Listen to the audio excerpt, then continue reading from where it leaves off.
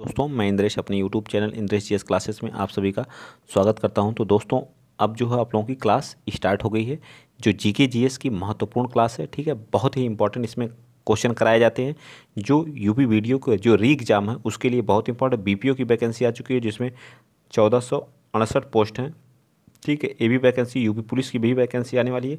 तो सभी के लिए हमारी जीके जीएस देखिए हर एक एग्जाम के लिए महत्वपूर्ण होती है। ठीक है, करंट अफेयर से जो यूपी पीसीएस में आया था, कम से कम मैंने जो है 25 से 30 क्वेश्चन आए थे, 30 क्वेश्चन लगभग आए थे कम से कम मेरे दौरान। जाओ अभी हाल ही में पढ़ाए गए 15 से 18 क्वेश्चन सिर्फ मेरे नोट्स से जो मैंने पढ़ाया है उसी से फंसाया था। ठीक है, 100%। ठीक, तो आप लोग सोच लीजिए जीके जीएस और जो इससे आया कम से कम सब मिला करके करंट अफेयर और सब मिला करके कम से कम अभी जो मैं जीके जीएस के ले रहा हूँ कम से कम 50 से 60 क्वेश्चन सिर्फ मेरे जो मैं पढ़ाता हूँ उससे फंसे हुए थे। ठीक है, ठीक, तो सोच लीजिए जो है यह क्लास आप लोगों को पीसीएस तक के एग्ज़ाम को फंसाती, तो बाकी जीके जीएस वही आएगा, कुछ अलग नहीं आएगा। ठीक है, चलिए बताइए क्वेश्चन नंबर 1 क्या करा।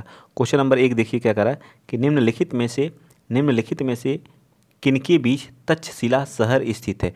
तो तक्षशिला शहर की बात कर रहा, तो झेलम नदी कह रहा है, तक्षशिला शहर की बात कर रहा है। ठीक है, ये आपका क्या हो गया, तक्षशिला शहर हो गया। ठीक है, यह किसके किसके मध्य है, तो यह जो सिंधु और किसके बीच में, सिंधु और झेलम नदियों के बीच में है। ठीक है, झेलम नदी के बीच में स्थित है। ठीक, तो ये चीज़ें आपको याद होनी चाहिए। तो इसका राइट आंसर क्या आ जाएगा, ए पार्ट बिल्कुल सत्य हो जाएगा। ठीक है, ए पार्ट क्या हो जाएगा, बिल्कुल सत्य हो जाएगा। ठीक है, इसका जो है इसका जल कितना परसेंट भारत यूज करेगा, तो 20% जल भारत इसका यूज करेगा और 80% कौन यूज करता है, पाकिस्तान करता है। ठीक, 80%। इसी तरह से झेलम का भी 20% भारत यूज करता है और 80% कौन करता है, पाकिस्तान करता है। चेनाब का भी जो है वही करता है। ठीक है, ठीक याद हुआ, इतनी चीज़ें याद हुई, तो इसका राइट आंसर ए पार्ट बिल्कुल सत्य हो जाएगा। यह हमारे किस वाले पोर्शन में, तो जम्मू और कश्मीर में यह नदियाँ क्या करती हैं,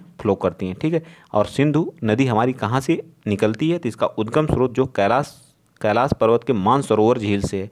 ठीक, कैलाश पर्वत के मानसरोवर झील से है। ठीक, चलिए नेक्स्ट चलते हैं। अगला क्वेश्चन नंबर आप कौन सा बताएंगे, 102।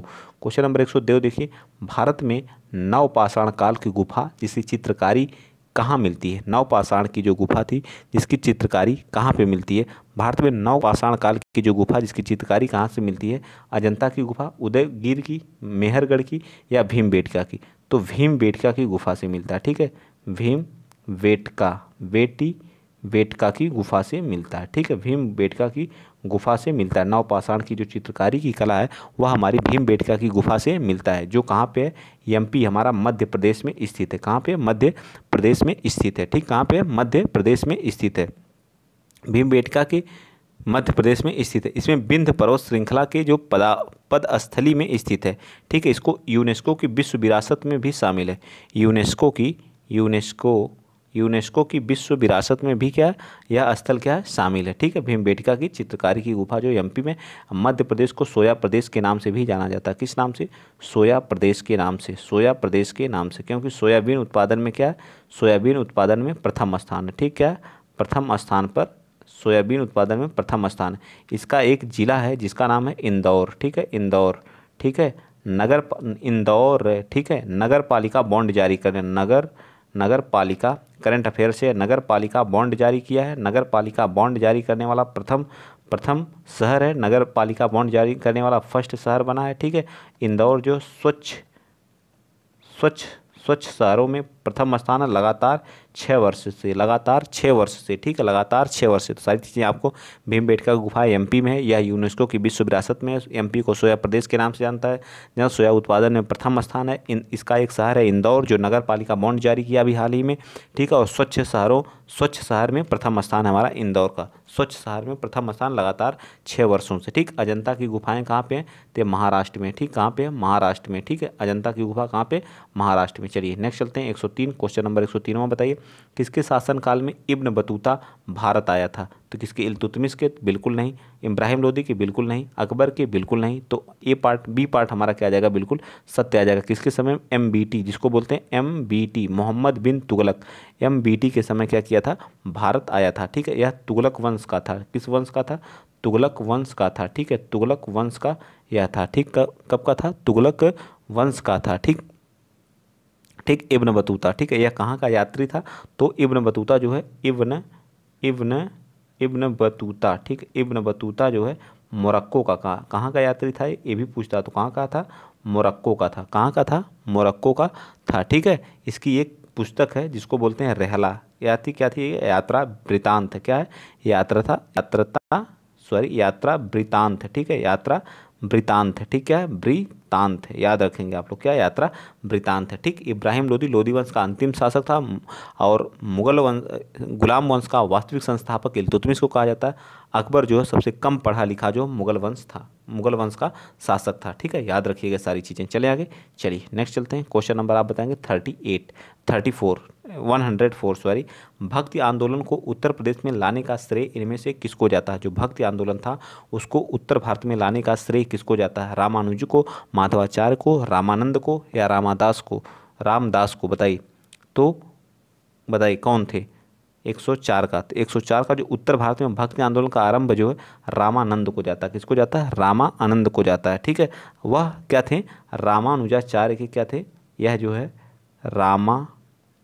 रामानुजाचार्य के क्या थे, शिष्य थे, ये क्या थे, रामानुजाचार्य के क्या थे, शिष्य थे, याद रखिएगा, ठीक है। इन्होंने विष्णु के अवतार को राम की उपासना पर क्या दिया था, बल दिया था, ठीक। तो राइट आंसर सी पार्ट हो जाएगा। चलिए, 10वें या आखिरी सिख गुरु कौन थे, तो गुरु गोविंद सिंह जी हमारे क्या थे, 10वें गुरु थे। 10वें गुरु कौन थे, 10वें गुरु जो थे सिख संप्रदाय के कौन थे, तो 10वें गुरु गोविंद साहब थे, गुरु गोविंद साहब थे, ठीक, गोविंद साहब थे, ठीक, गुरु गोविंद साहब थे, ठीक है, ठीक, याद रहेगा ना। इनका जन्म जो है, इनका जन्म कब हुआ था, तो 1666 ईस्वी में, 1666 ईस्वी में पटना में हुआ था, ये भी याद रखिए, कहाँ पे हुआ था, पटना में, ठीक, पटना बिहार में हुआ था। गुरु गोविंद साहब ने सिखों के सैनिक संगति व खालसा पंथ का क्या थे, खालसा पंथ जो था उसके क्या थे, संस्थापक थे। खालसा पंथ और सैनिक संगति व खालसा पंथ के क्या थे, संस्थापक थे। ये सारी चीज़ें आपको गुरु अंगद जी पहले गुरु थे, ठीक है, ये भी याद रखिएगा, ठीक। चलिए आगे चलते हैं। नेक्स्ट क्वेश्चन नंबर 106, ठीक है। मैं डिटेल से बताने की कोशिश कर रहा हूँ, अगर वीडियो अच्छा लगेगा तो प्लीज़ वीडियो को शेयर कर दीजिएगा, चैनल को क्या कर लीजिएगा, सब्सक्राइब भी कर लीजिएगा, ठीक है। निम्नलिखित में से कौन सा महत्वपूर्ण व्यक्ति ने सभी तीनों गोलमेज सम्मेलन में भाग लिया था, तो प्रथम गोलमेज सम्मेलन, सेकेंड गोलमेज सम्मेलन, थर्ड गोलमेज सम्मेलन, ठीक है, 3 गोलमेज सम्मेलन हुए थे, ठीक है। बताइए, तो बताइए कब कब हुआ था, ये सारे गोलमेज सम्मेलन आप बताएंगे कब हुआ था। तो प्रथम गोलमेज सम्मेलन जो हुआ था वह 12 नवंबर 1930 से 1931 तक हुआ था, ठीक है, 1931 तक हुआ था, ठीक है। तो इसको 1930 ही मानते हैं, 1930, ठीक है। और जो सेकंड गोलमेज सम्मेलन हुआ था, ठीक है, सेकंड गोलमेज सम्मेलन हमारा हुआ था वह कब से, तो कब हुआ था बताइए, तो यह 1931 में, ठीक है। और ये जो थर्ड वाला हुआ था 1932 में हुआ था, ठीक है। तो किसमें जो है, इन तीनों में पार्टिसिपेट करने वाले कौन थे, तो B.R. अम्बेडकर, कौन थे, B.R.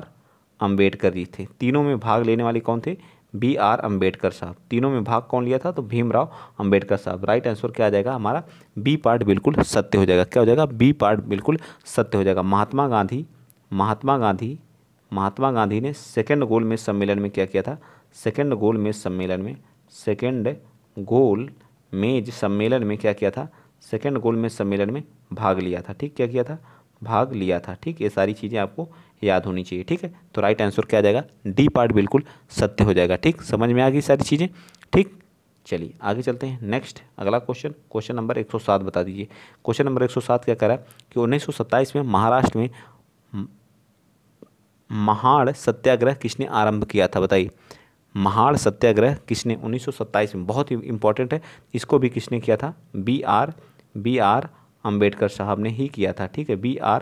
अम्बेडकर साहब ने ही किया था, ठीक। तो इसका भी राइट आंसर क्या आ जाएगा, सी पार्ट आ जाएगा। तो 1927 में महाराष्ट्र में महाड़ सत्याग्रह किसने स्टार्ट किया था, तो B.R. अम्बेडकर जी द्वारा ही स्टार्ट किया गया था। यह सत्याग्रह दलित और शोषित जातियों को, यह जो दलित और दलित एंड शोषित जातियों के लिए था, दलित एवं शोषित जातियों के उत्थान के लिए था, ठीक है। अत्याचार जो हो रहे थे उससे संबंधित था। इस आंदोलन का संबंध महाड़ स्थित जो चाउदर तालाब के दलित के पानी का उपयोग किए जाने से भी था। तो राइट आंसर बी पार्ट बिल्कुल सत्य हो जाएगा, ठीक। नेक्स्ट बताएंगे क्वेश्चन नंबर 108। क्वेश्चन नंबर 108 क्या कह रहा है कि निम्नलिखित में से किस नेता को नेताजी कहा जाता था। तो नेताजी सुभाष चंद्र बोस जी को हम लोग क्या कहते हैं, नेताजी कहा जाता था, सुभाष चंद्र बोस जी को, ठीक है। क्या कहा जाता था, सुभाष चंद्र बोस जी को कहा जाता था। यह जो है कांग्रेस के कब क्या बने थे, अध्यक्ष बने थे। एक तो 1938 में, एक कब बने थे, एक 1939 में बने थे, ठीक है, 1939 में बने थे, ठीक है। इसमें इनके प्रतिद्वंदी थे सीतारमैया 1939 में, और ये थे, दोनों लोग चुनाव लड़े। गांधी जी ने सीतारमैया को सपोर्ट किया और सुभाष चंद्र बोस या क्या करते हैं, चुनाव जीत जाते हैं और पहली बार चुनाव होता है, ठीक है। तो गांधी जी कहते हैं कि या मेरी हार नहीं, या सीता पटाभी रमैया की हार नहीं, या मेरी हार है। सुभाष चंद्र बोस जी आहत होकर के क्या कर देते हैं, इस्तीफा देते हैं। तो इनके जगह पे जो अध्यक्ष बनते हैं वह राजेंद्र प्रसाद बनते हैं। कौन बनते हैं, राजेंद्र प्रसाद बनते हैं। और ये भारत के पहले जो है फर्स्ट क्या बनते हैं, राष्ट्रपति भी बनते हैं, ठीक है। स्वतंत्र भारत के पहले राष्ट्रपति भी बनते हैं हमारे डॉक्टर राजेंद्र प्रसाद। एक कहाँ से बिलोंग करते हैं, तो यह बिलोंग करते हैं पटना से, ठीक है, पटना से बिलोंग करते हैं। जब गांधी जी ने चंपारण आंदोलन स्टार्ट किया था तो उनके साथ पटना राजेंद्र प्रसाद भी गए थे, ठीक। चलिए आगे चलते हैं। नेक्स्ट क्वेश्चन, अगला क्वेश्चन आप बताएंगे 109वां। क्वेश्चन नंबर 109 बताइए क्या कहा, हमारे संविधान के किस भाग में 3 सोपानों में पंचायतें बनाने की परिकल्पना की गई। किस सोपान में 3 तरह के क्या पंचायतें बनाने की बात की गई है। Question number 109। तो भाग किसमें, भाग 9 में यह चीज़ें बताई गई, ठीक है, भाग 9 में। और आर्टिकल 243 के ए से 243 के ओ तक है, ठीक है, 243 के ए से 243 के ओ तक है। 3 स्तर पर होते हैं। एक क्या होता है ग्राम स्तर पर, ठीक है, ग्राम स्तर पर। फिर उसके बाद ब्लॉक स्तर पर, ठीक है, ब्लॉक स्तर पर। एक क्या होता है जिला स्तर पर, ठीक है, जिला स्तर पर, ठीक है, जिला स्तर पर। ये सारी चीज़ें आपको याद होनी चाहिए, ठीक है। इसमें जो आरक्षण की, महिला आरक्षण की बात इसमें किस आर्टिकल में की गई है, महिलाओं के आरक्षण की, तो आर्टिकल किसमें 243 के डी में की गई है, 243 के डी में की गई है, ठीक है। निर्वाचन की बात किसमें की गई, इसमें जो राज्य का निर्वाचन आयोग होगा वह आर्टिकल किसमें होगा, आर्टिकल निर्वाचन की बात आर्टिकल के में, ठीक, आर्टिकल के में, ठीक है, आर्टिकल के में निर्वाचन की बात है, आर्टिकल के में निर्वाचन आयोग की बात करता है, ठीक है। आर्टिकल 243 के आई में क्या है, आई में क्या है बताइए, आई में क्या है, वित्त आयोग है, ठीक है, वित्त आयोग है, राज्य का वित्त आयोग है जो। तो इसका राइट आंसर क्या आ जाएगा बताइए, तो इसका राइट आंसर क्या मारेंगे बताइए फटाफट। तो इसका राइट आंसर ए पार्ट बिल्कुल सत्य हो जाएगा, ठीक। चलिए आगे चलते हैं। क्वेश्चन नंबर 110 बताइए, भारतीय संविधान को माना गया क्या संघीय एकात्मक संसदीय या रूप विधि या संघीय और भावना में एकात्मक। पूरा डिटेल से बता रहा हूँ इसलिए बहुत ज़्यादा क्वेश्चन हम लोग नहीं कवर कर पाएंगे, ठीक है, 20-25 क्वेश्चन, लेकिन और सारे क्वेश्चन तो मैं करा ही दे रहा हूँ, ठीक है। अगर आप देखेंगे 60-70 क्वेश्चन वैसे ही हो जाएंगे, ठीक है, अदर जो डिटेल से बता रहा हूँ, ठीक। या तो कहिए टिक लगाते हुए चलूँ जो फटाफट। भारतीय संविधान को विधान रूप से संघीय और भावना रूप से एकात्मक माना गया। इस प्रकार भारतीय संविधान का अर्धसंघात्मक संविधान कहा जाता है। क्या कहा जाता है, इस रूप से क्या, रूप विधान से संघीय और एकात्मक माना गया है, तो इस तरह से अर्धसंघात्मक। तो राइट आंसर डी यहाँ पे होना चाहिए, ठीक है। विधान रूप से संघीय और भावना में एकात्मक कहा गया, ठीक है। चलिए 111 बताइए क्या कर, अंतर्राष्ट्रीय शांति सुरक्षा को बढ़ावा देने के लिए संबंधित प्रावधान भारतीय संविधान के निम्नलिखित में से किसके एक भाग के रूप में उल्लिखित है। तो अंतर्राष्ट्रीय शांति और सुरक्षा की भावना के लिए DPSP, ठीक है, किसमें DPSP का मतलब होता है राज्य के नीति निर्देशक तत्व। ये हमारे किस भाग में है, तो भाग कौन सा, भाग 4 में है, ठीक है। आर्टिकल कहाँ से कहाँ तक है, आर्टिकल जो 36 से स्टार्ट होता है 51 है, ठीक है, 36 से 51 है। इसी 51 में हमारा क्या है, अंतर्राष्ट्रीय शांति सुरक्षा की बात करता है, ठीक, अंतर्राष्ट्रीय शांति सुरक्षा की बात करता है, ठीक है। समझ में आ गया, तो राइट आंसर क्या आ जाएगा DPSP। ये हमारे DPSP कहाँ से लिए गए, तो आयरलैंड से। कहाँ से? आयरलैंड से, ठीक है, आयरलैंड से, ठीक, ये भी याद रखिएगा। चलिए आगे चलते हैं। नेक्स्ट क्वेश्चन नंबर 112 बता दीजिए। कह रहा है कि भारतीय संविधान का अनुच्छेद 224 से 329 किससे संबंधित है? तो 224 से 329 जो है कौन सा है? तो भाग कौन सा है? तो भाग कौन सा हमारा? भाग 15 है, ठीक है, भाग 15 है, ठीक है। और आर्टिकल आपको पता है 324 से 200 किसे? चुनाव आयोग से संबंधित है। किससे? चुनाव आयोग से संबंधित है, ठीक है। ये भी ये चीज़ें आपको याद रखिएगा, ठीक। चलिए नेक्स्ट चलते हैं। क्वेश्चन नंबर 113, निम्नलिखित में से कौन सा एक भारतीय कृषि की प्रमुख विशेषता नहीं है? यह मानसून पर निर्भर है, कृषि पर जनसंख्या का दबाव है, यह निर्वाह कृषि है, इसमें औद्योगिक फसलों की प्रधानता है। तो राइट आंसर 113 का क्या हो जाएगा? भारत एक कृषि प्रधान देश है, ठीक है। भारत एक क्या है? कृषि प्रधान देश है। तो बताइए, कृषि प्रधान देश है और इसकी प्रमुख विशेषताएं क्या है? मानसून पर निर्भर है। क्या है? मानसून पर निर्भर करती है, ठीक। तो इसका राइट आंसर क्या आ जाएगा? अच्छा, इसकी विशेषता नहीं है, मानसून पर निर्भर करती है, बिल्कुल सत्य बात है। कृषि पर जनसंख्या का क्या है? देश की आबादी का अधिकतम भाग कृषि के रोजगार प्राप्त करता है, ठीक है। जोतों का छोटा आकार है, यह निर्वाह कृषि है। जोतों का आकार इसमें क्या है? छोटा है। जनसंख्या का अत्यधिक दबाव है, बिल्कुल सत्य बात है। कृषि पर जनसंख्या का प्रति हेक्टेयर उत्पादन क्या है? कम है, ठीक है। और खाद्यान्न उत्पादन को प्राथमिकता दी जाती है। खाद्यान्न उत्पादन को, कृषि को जीविकोपार्जन में, हाँ, निर्वाह, कृषि में निर्वाह का प्रयोग है। इसमें जो औद्योगिक फसलों की प्रधानता है, एक गलत बात है, ठीक है। तो यही हमारा क्या आ जाएगा? डी पार्ट इसका, क्योंकि हमसे पूछा नहीं, ठीक है। तो राइट आंसर क्या आएगा? डी होगा। चलिए आगे आ जाइए। 114, भारतीय कपास अनुसंधान संस्थान कहाँ है? बताइए, भारतीय कपास अनुसंधान संस्थान, इसके बारे में बताइए। तो यह हमारा कहाँ पे? नागपुर महाराष्ट्र में। कहाँ पे है? नागपुर महाराष्ट्र में स्थित है, ठीक। कहाँ पे है? नागपुर महाराष्ट्र में स्थित है। इसकी स्थापना कब हुई थी? तो स्थापना बता दीजिए, स्थापना कब हुई थी? स्थापना हुई थी 1976 में, ठीक है। कब हुई थी? 1976 में इसकी स्थापना हुई थी। इसके दो क्षेत्रीय, दो क्या हैं? क्षेत्रीय केंद्र हैं। एक हमारा कहाँ पे? हरियाणा में है। एक कहाँ पे? हरियाणा में है। और एक कहाँ? तमिलनाडु में। एक कहाँ पे? तमिलनाडु में, याद रखिएगा, ठीक है, तमिलनाडु में, ठीक है। एक कहाँ? तमिलनाडु में, ठीक है।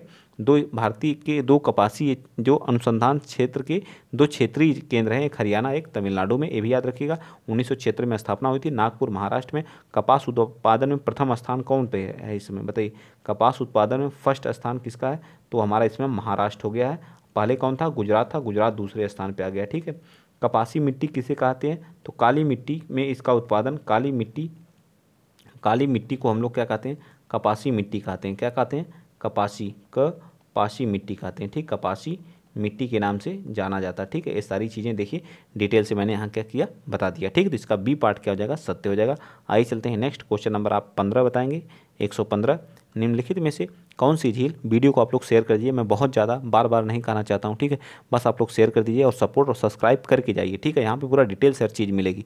निम्नलिखित में से कौन सी झील मणिपुर में स्थित है? बताइए, मणिपुर में कौन सी झील स्थित है? तो हमारी मणिपुर में जो है, जो हमारा ये वाला एरिया है, ठीक है, मैं यहाँ सिक्किम बना दे रहा हूँ, ठीक है। ये वाला एरिया जो हमारा होता है, ठीक, ये वाला एरिया, ठीक है। तो ये हमारा कहाँ पे हो गया? ये हमारा असम हो गया, ठीक है, असम हो गया। ये क्या हो गया? अरुणाचल प्रदेश हो गया, ठीक है। ये हमारा असम हो गया, ठीक, असम। ये अरुणाचल प्रदेश हो गया। फिर यहाँ से कौन आता है? नागालैंड आ जाता है। ये कौन सा है? नागालैंड हो गया, ठीक है, नागालैंड हो गया। ये हमारा क्या हो गया? मणिपुर हो गया, मणिपुर, ठीक है। ये हमारा क्या होगा? मणिपुर हो गया। और ये क्या हो गया? हमारा मिजोरम हो गया, ठीक है, मिजोरम हो गया, मिजोरम। और ये हमारा क्या हो गया? त्रिपुरा, जो तीन ओर से क्या घिरा हुआ है? किससे? बांग्लादेश से, ठीक। ये त्रिपुरा और यहाँ पे हमारा मेघालय पड़ता है, ठीक। तो यही इसी मणिपुर में हमारी कौन सी है? लोकटक झील है। कौन सी है? लोकटक झील है, ठीक है, लोकटक झील है। फुमडी पे बनी हुई यह झील है। इसी पे संघाई हिरन पाया जाता है। कौन सा? संघाई हिरन, संघाई हिरन, जिसको हम लोग क्या कहते हैं? डांसिंग डियर कहते हैं। क्या कहते हैं? Dancing dear. तो राइट आंसर क्या आ जाएगा? बी पार्ट बिल्कुल सत्य हो जाएगा, ठीक है। बी पार्ट क्या हो जाएगा? बिल्कुल सत्य हो जाएगा, ठीक। चलिए आगे चलते हैं। क्वेश्चन नंबर 116, हवाई ज्वालामुखी निम्नलिखित में से किसका उदाहरण है? बताइए, बाल्ट बेसाल्ट प्रांत का, समग्र ज्वालामुखी का, या फिर ढाल ज्वालामुखी का, या कैलडेरा ज्वालामुखी का? बताइए 116 का। तो 116 का राइट आंसर बताइए फटाफट आप लोग। 116 का राइट आंसर क्या आ जाएगा? तो हवाई द्वीप पर पाए जाने वाले ज्वालामुखी को ढाल ज्वालामुखी या शिल्डेड ज्वालामुखी, क्या बोलते हैं, ढाल ज्वालामुखी। तो राइट आंसर ए पार्ट क्या हो जाएगा, सही हो जाएगा। ठीक है, ये हमारा कहाँ पे पड़ता है, हवाई ज्वालामुखी, तो ये हमारा यूएसए में पड़ता है। ठीक है, संयुक्त राज्य अमेरिका में पड़ता है। ठीक है, संयुक्त राज्य अमेरिका में पड़ता है। ठीक, याद रहेगा। चलिए आगे आ जाइए, क्वेश्चन नंबर 117, इनमें से कौन सा टेक्टोनिक प्लेट के मूवमेंट या शिफ्ट के कारण है, जहाँ पे टेक्टोनिक प्लेट मिलती हैं, जहाँ ये टेक्टोनिक प्लेट मिलती हैं कहलाता है, बताइए क्या। जब ये टेक्टोनिक प्लेट मिलती हैं तो क्या होता है, बताइए। भूकंप के आने के मूलभूत कारण क्या होते हैं, टेक्टोनिक प्लेट होते हैं। भूकंप जब आता है तो ये टेक्टोनिक प्लेट के शिफ्ट होने के कारण ही आते हैं। ठीक, चलिए नेक्स्ट आ जाइए, क्वेश्चन नंबर 118, अंतर्राष्ट्रीय परमाणु एजेंसी का मुख्यालय कहाँ है। IAEA बोलते हैं, IAEA इसको बोलते हैं अंतर्राष्ट्रीय परमाणु एजेंसी। ठीक है, इसका हेडक्वार्टर कहाँ पे है, ऑस्ट्रिया वियना में। कहाँ पे है, ऑस्ट्रिया वियना में। ठीक है, ऑस्ट्रिया के वियना में। ठीक है, वियना में। ऑस्ट्रिया की राजधानी कहाँ पे, वियना में। ठीक, ये भी याद रखिएगा। इसकी स्थापना 1957 में हुई थी। ठीक, कब हुई थी, 1957 में हुई थी, याद रहेगा। चलिए तो राइट आंसर क्या आ जाएगा, वियना। ठीक है, वियना में। नेक्स्ट चलिए आगे आ जाते हैं, 119 बताइए। भारतीय अर्थव्यवस्था के बारे में अमर्त्य सेन के सुझाव को से संबंधित निम्नलिखित कथनों पर विचार करें। इसे वस्तु उन्मुख होना चाहिए, इसे जन उन्मुख होना चाहिए, सबसे अधिक निर्धन व्यक्ति की आर्थिक सुरक्षा होनी चाहिए, विश्व अर्थव्यवस्था के कारण एकीकरण के साथ राष्ट्रीय बचाव होना चाहिए। बताइए, अमर्त्य सेन जो है अर्थ के क्या हैं, नोबेल प्राइज़ प्राप्त करता है, पहले एशियाई हैं जिन्हें जो है अर्थशास्त्र में क्या नोबेल प्राइज़ मिला था। ठीक, ये भी चीज़ें याद होनी चाहिए आपको। ठीक, तो बताइए इसका,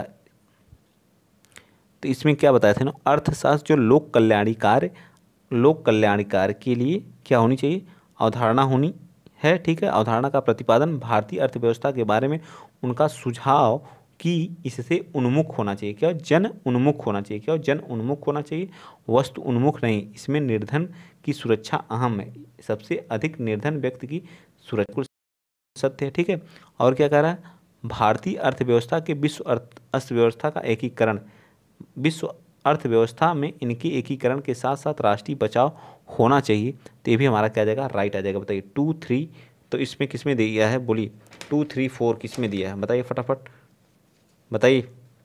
इसका राइट आंसर क्या आ जाएगा 119 का, मैंने सही बताया या गलत, बताइए। 119 का राइट आंसर क्या आ जाएगा, तो 119 का राइट आंसर बी पार्ट बिल्कुल सत्य हो जाएगा। ठीक है, चलिए आगे चलते हैं, नेक्स्ट क्वेश्चन बताएंगे। सामानों को वर्गीकरण के लिए प्रयोग की जाने वाली सामंजस्य वस्तु विवरण और कोडिंग, जिसको HS बोलते हैं, किसके लाभकारी हैं। सार्क राष्ट्रों के द्विपक्षीय व्यापार बढ़ाना, अंतर्राज्य मार्ग या परिवहन को सुगम करना, सीमा शुल्क के उत्पाद को मानकों का वर्गीकरण, बैट को उपस्थित करना। बताइए 120 का, तो इसको 20 का राइट आंसर क्या जाएगा, सी पार्ट क्या हो जाएगा, बिल्कुल सत्य हो जाएगा। सीमा शुल्क और उत्पाद शुल्क के सामानों का वर्गीकरण करना। नेक्स्ट आइए, क्वेश्चन नंबर 121 बताएंगे। लेखांकन के सिद्धांत के अनुसार, लेखांकन के सिद्धांत के अनुसार व्यवसाय बना रहेगा और काम करता रहेगा तथा कोई अंतिम निर्धारित तिथि नहीं होगी। यह है आर्थिक इकाई है, रूढ़िवाद है, सुनाम प्रतिष्ठान है या खर्च है।